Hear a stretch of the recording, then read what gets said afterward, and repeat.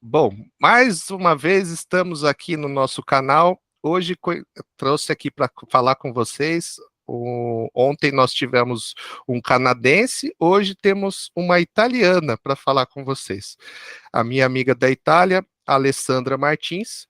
Hoje ela vai falar um pouquinho com vocês sobre o início de carreira dela, a experiência dela lá na Itália, como foi o início dessa trajetória de tanto sucesso, de tanta vitória num país também que a gente adora tanto como a Itália. É com você, Alessandra. Boa tarde, André. Então, posso dizer um pouco mais rápido todo. Eu comecei trabalhando no marketing da empresa como se chama? Fast Moving Consumer Goods, empresa de grandes produtos na Itália. Fiquei no brinquedos no início e fiz uma carreira nesse mercado em uma empresa italiana, depois uma empresa americana, Hasbro, até chegar business manager. E para fazer isso, eu estudei sempre em escola particular e até um MBA na melhor escola de business, de negócio na Itália, Bocconi. Isso foi a única maneira para obter aquele emprego na multinacional, porque na Itália não tem possibilidade de entrar em empresa externa, se não tem formação bastante. E a minha ideia era de chegar até um alto nível profissional para começar a minha empresa como empreendedora, porque eu venho de uma família de empreendedores do tecidos. Eu não queria fazer tecidos, mas queria criar minha empresa. Então, depois de Hasbro, fiquei no Brasil, trabalhei para a Barilla do Brasil, sempre no marketing. Depois, alguns anos, voltei na Itália e continuei sempre no marketing de uma outra multinacional americana. E comecei a trabalhar no alimentos e a partir de 2015 eu abri a minha empresa. Era uma empresa muito pequena, porque me falaram que para fazer empresa tem que começar pequeno, depois crescer. Eu achava certo isso, então comecei como market developer, eu não sei como falar em português, para desenvolvimento de mercado para outra empresa no mercado italiano, na grandes superfícies, hipermercados, supermercados, assim, do alimentos. Eu fiz um contrato com uma empresa muito importante francesa para fazer o desenvolvimento de 5 divisões deles. Começou esse trabalho, sobretudo de venda, de desenvolvimento do mercado, mas de venda nas superfícies importantes. A primeira reação foi de Mondelez, que me bloqueou. Sim. Na venda. Então, foi uma guerra incrível. Eu era pequena, com aquele gigante multinacional que me bloqueava, porque ele não queria esse incômodo de produtos no mercado. Foi uma luta de 5 anos. E depois consegui fazer contratos com outra empresa para outros produtos, para não incomodar demais Mondelez. Mas é complicado mesmo. E a cada dia eu vi que uma empresa pequena não tem somente o problema de fazer grande o negócio, tem as bancas. Os bancos são contra a empresa pequena. E tem difícil fazer contrato. Se fornecedores, tem que pagar tudo antecipado. E não tem maneira de ter um lugar. Então, fica tudo complicado de uma maneira incrível. Então, achei que começar de pequeno não é uma boa ideia. Aí chegou o lockdown. A empresa era pequena demais, caiu completamente e me deixou completamente sem possibilidade financeira, com dívidas, então a vida mudou. E tinha que pensar na solução, porque o empreendedor não fica lá chorando, o empreendedor se levanta e pensa a solução. Então, precisei de 3 anos para encontrar uma solução. Entendo. Essa fase que você ficou na Barilla é só a parte de massa mesmo ou tinha outros segmentos também? Era Barilla era no começo mesmo no Brasil, então eu não trabalhei na massa, trabalhei na Mulino Bianco, são produtos para a infância. Entendo. São produtos para primeiro momento da manhã, pero lanche da tarde. Uhum. Agora não sei me expliquei, porque eu acho que não tem conceito assim no Brasil, então como falar, tem Era para lanches, assim, biscoitos.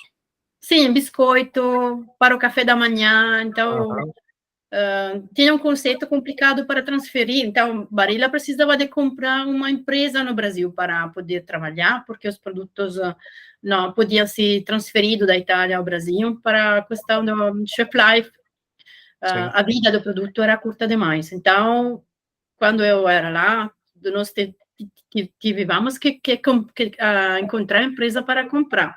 Uhum. Era um pouco complicado o começo. E também encontrar a maneira dar, de poder dar uma estratégia certa para encontrar o mercado. Podíamos Entendo, mudar a maneira de fazer o lanche da manhã, podíamos mudar a tipologia de utilizo do produto. entendo. Então, os E, dois e eram complicados. conseguiu montar a empresa aqui no país? Sim, Sim. sim. Eles compraram uma empresa e conseguiram começar a trabalhar. O Molino Bianco não foi lançado naquela época, foi lançado depois, quando eu já estava na Itália, mas todo o trabalho antes de preparação, de estudos do mercado e o mais estratégico estava já feito. Sim. Bem interessante. Trazer, como você citou, o tempo de vida do produto era muito curto, né? O shelf-life aí, não dá para importar, ou no caso de vocês, exportar o produto, porque a margem era pequena, então tem que produzir realmente no nosso país. Então a gente teria que trazer toda a tecnologia da Itália, de máquinas, para essa empresa aqui localizada no Brasil, para poder desenvolver um, um case legal aí, bacana para contar. O que eu ia te perguntar, essa fase que você ficou no Brasil, você ficou por 7 anos, né? 4 anos. 4 anos, né? E a questão de adaptação sua com os profissionais do Brasil, como que foi? Não Eles, entendo. assim, ó, existia muita diferença do profissional brasileiro para o italiano, Não, de questão de comunicação. eu acho que aquele nível tem brasileiros muito bem formados, muito profissionais. Eu acho que não tem diferença naquele nível. Eu acho que tem pessoas até muito inteligentes também. Eu gostei muito de trabalhar com as pessoas. Uhum, Achei fácil. Nós temos regras sociais diferentes, então eu tinha que fazer uma espécie de curso para aprender me rapportar com os brasileiros, porque os italianos são diferentes, né? E não queria ter comportamento que podia dar dificuldade no relacionamento com as pessoas. uhum, Então, eu fiz aquele curso que se fala para começar a trabalhar, ou para transferir uma pessoa fora de uma empresa, não? sim, integração, chama. É, mesmo. Uhum, Então, eu aprendi o idioma, Uhum. melhor do que eu falo agora, na época eu falava Melhor mais. mesmo. Aprendi o idioma e depois do idioma, mesmo a cultura e a necessidade social, aquele do nível onde eu trabalhava. Então, as regras que tem do comportamento com as pessoas, né? Tem cultura muito diferente, então tem regras diferentes. Uma pergunta que eu queria te fazer, Alessandra, é assim, a gestão de pessoas na Itália e a gestão de pessoas no Brasil, você sente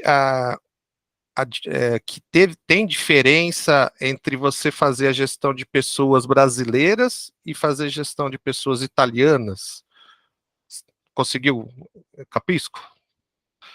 Não, eu compreendo, mas não acho que tem diferença. Eu acho que tem os níveis das pessoas. Nos níveis onde eu trabalho, tem pessoas que são formadas. Uhum, E a tipologia de gestão dessas pessoas é muito diferente de um chefe ou outro. Isso não depende do fato brasileiro ou italiano, depende da pessoa, simplesmente.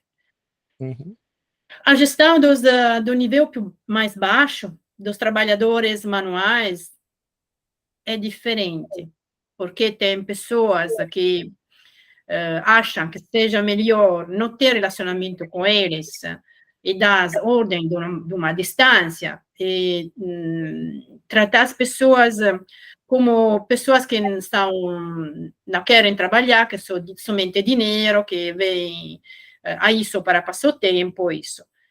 Tem outras pessoas, tem outros chefes que pensam na gestão do pessoal, trabalhadores com as mãos, que são pessoas motivadas, que eles gostam do trabalho, que ele entende que tem uma coisa importante que eles estão fazendo, então eles trabalham com vontade. Eles geram as pessoas muito por perto. uhum, Falam com as pessoas, eles ficam com as pessoas. São duas gestões completamente diferentes, dão diferentes resultados. sim, Mas isso não depende do fato que seja brasileiro, italiano, ou germano, ou alemão, depende mesmo da pessoa. sim. Depende da filosofia do próprio líder, né? Hum. O líder que vai acabar trazendo o resultado. O, uma coisa que eu lembrei aqui, que é legal falar também, nós comentamos antes de iniciar a gravação sobre a questão da energética aí na Itália. A dificuldade que, pela questão da guerra na Rússia e na Ucrânia, e essa dificuldade no Brasil nós não temos muito. Aí eu queria que você contasse um pouquinho do que você me contou um pouco antes, falando essa questão da como na Europa o impacto de conflitos de um país vizinho pode causar dentro da Itália ou qualquer outro na Espanha, né? Tudo o impacto que acabou causando nessa parte empresarial também o fechamento da questão da Rússia aí. É, isso mesmo está sendo um problema, porque a Itália, no particular, é um país que recusou a energia nuclear e tem tive completa dependência da energia da Rússia. Uhum, Então, o feito que um país como a Ucrânia, que é considerada europeia, foi atacada, gerou, em primeiro lugar, uma reação da Europa para proteger a Ucrânia. Isso aumentou a necessidade de empresa da guerra. uhum, E, em segundo lugar, nós tivemos graves problemas de energia, porque não podíamos continuar a comprar o gás da Rússia. E o governo tive que procurar esse elemento em outro país rapidamente, em poucos meses.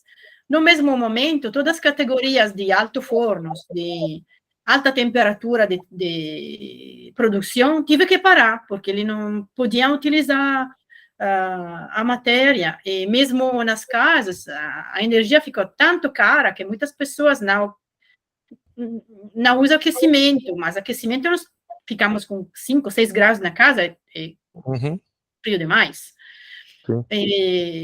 Ou pagamos preços incríveis para a energia. Eu pagava 200 euros no ano passado, agora eu pago 1.000 euros para a mesma coisa.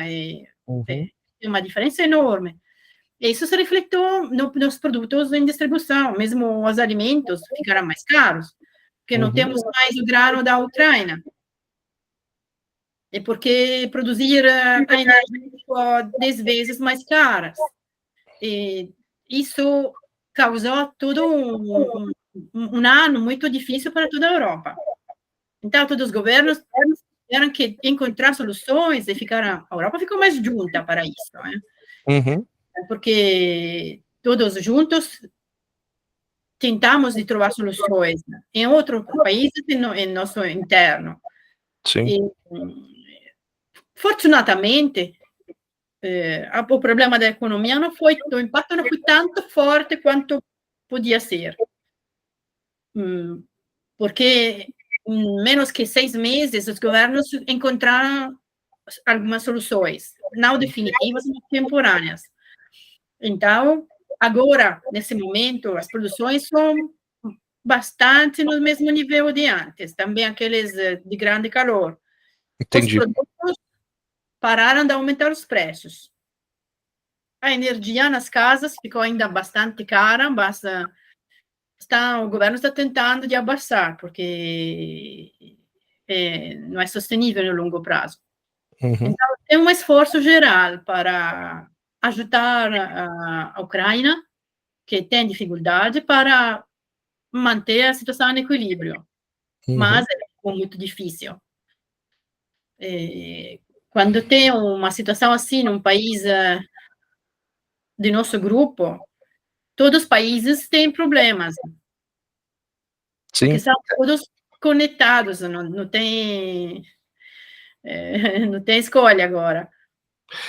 Vocês são separados, mas no fundo são todos unidos, né?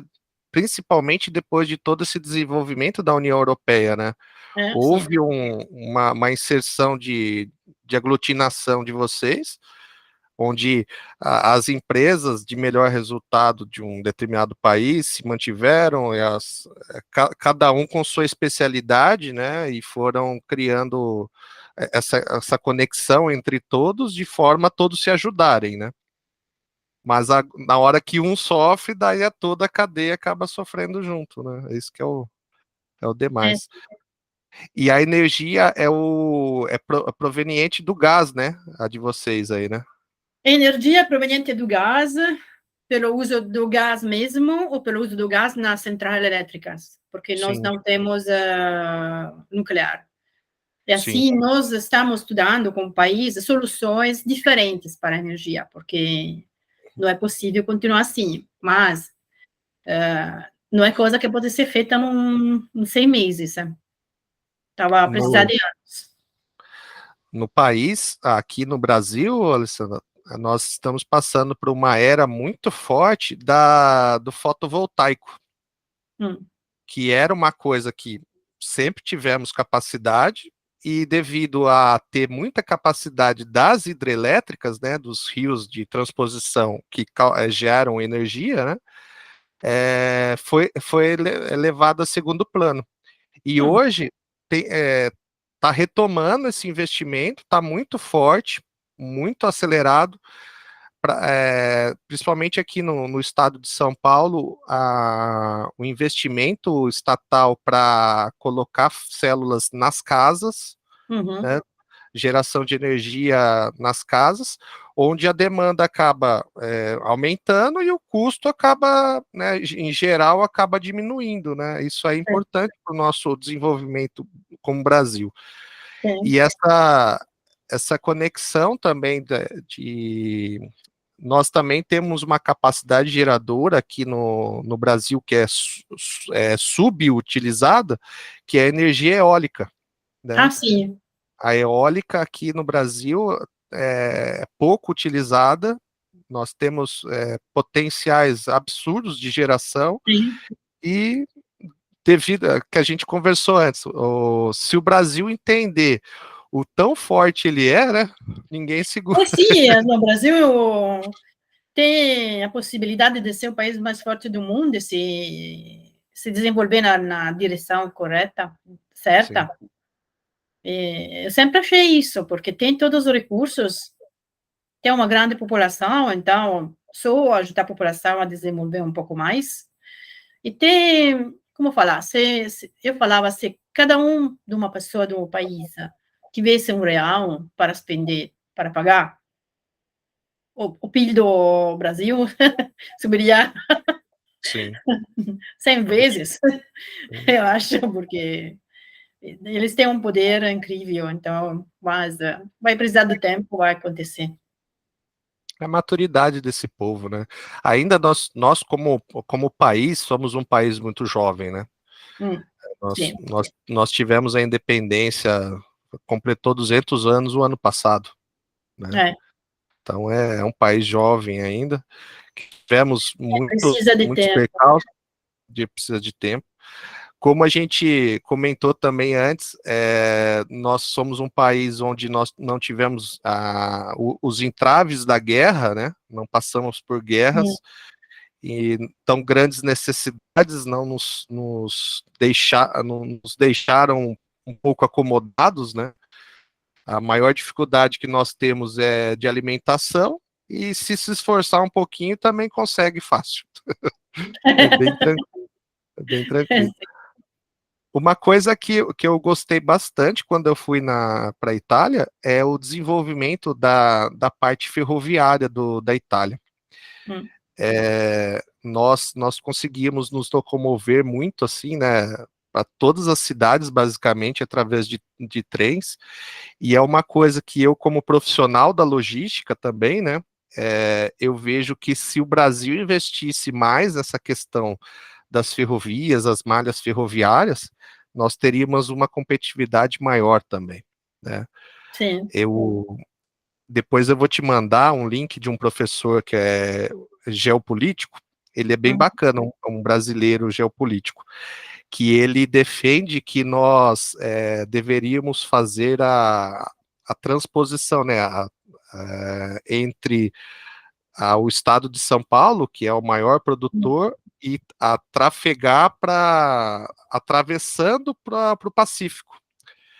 É, Se, se nós conseguíssemos essa transposição de linha férrea até o Pacífico, nós conseguiríamos exportar muito mais para a China e hum, seríamos mais competitivos ainda. sim, É um assunto bem bacana, assim, também para é interessante. de desenvolvimento também. Mas nós temos essas linhas ferroviárias que são em toda a Europa. Durante o Uhum. dia eles servem ao público, durante a noite servem a mercadorias. Mercadorias, né? Então ele tem um ótimo serviço, Uhum. rápido e barato. Sim. E está desenvolvendo mais e mais.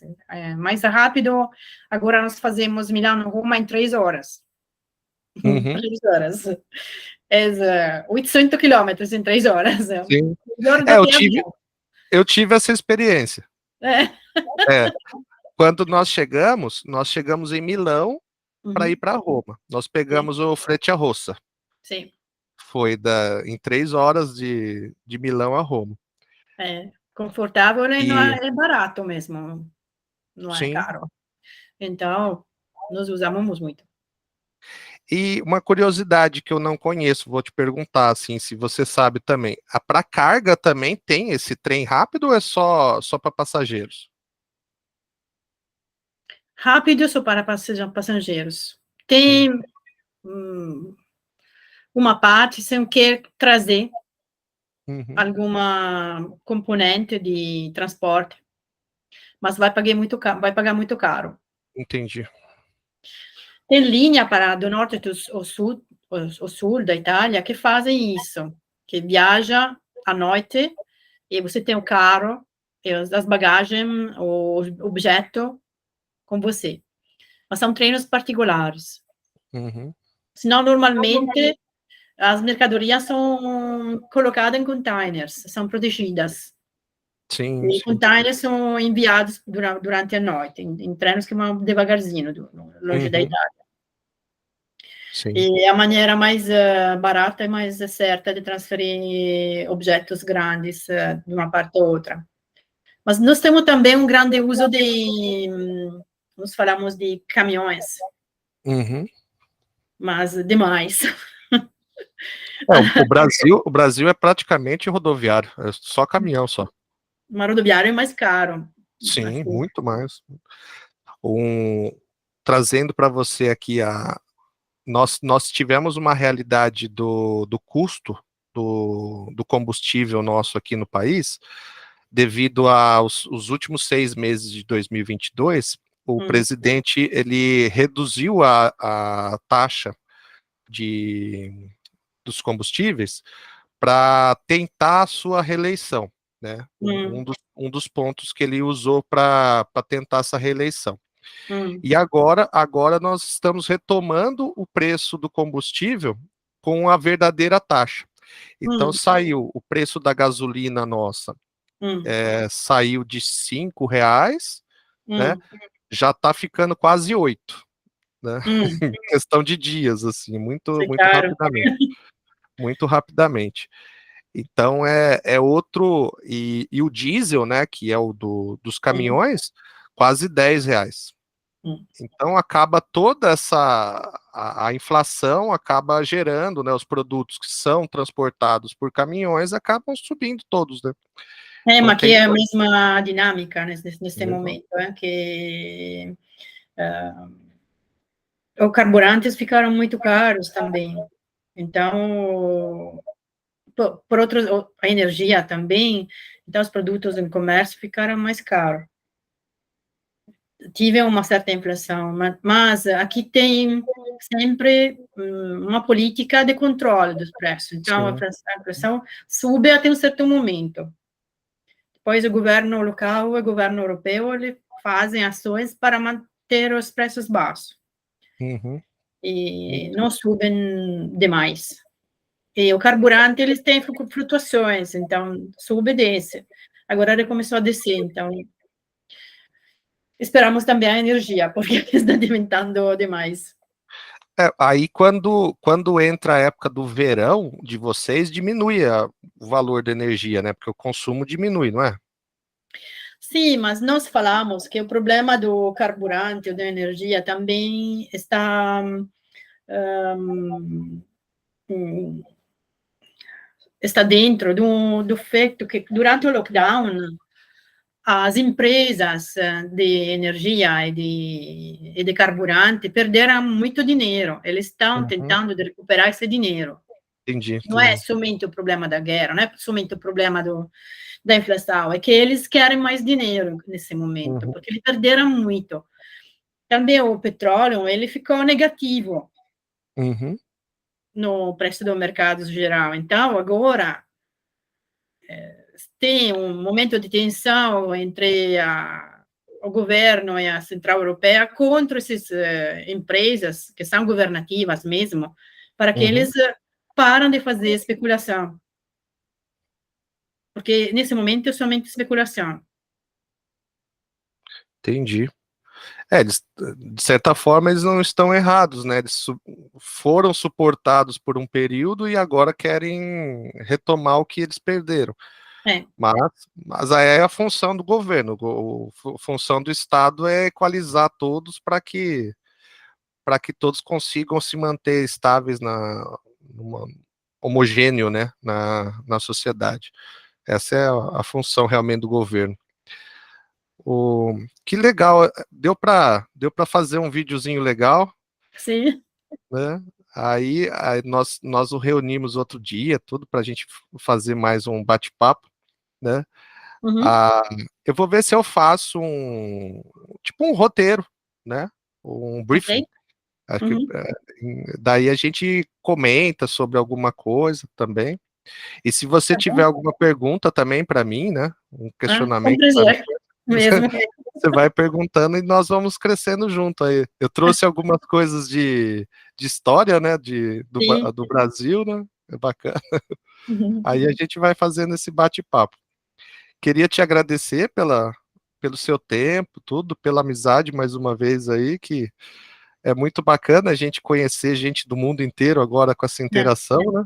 É um prazer mesmo. Então, Mesmo um muito prazer falar português, porque nunca tenho possibilidade. e eu preciso aos poucos voltar a falar o italiano para não perder também o meu vocabulário, É. que ultimamente eu tenho falado só com você mesmo, em italiano, e minha filha que eu brinco um pouquinho com ela, que ela fez o curso de Sim, línguas, né, é. e no curso de línguas ela aprendeu italiano. Ok, a Mas a próxima gente fazemos no italiano com subtítulos, né? isso, perfeito. Então tá jóia então. Obrigado mais uma vez, Alessandro, e fica com Deus. Obrigada. Obrigado. Tchau, Tchau. tchau. Tchau.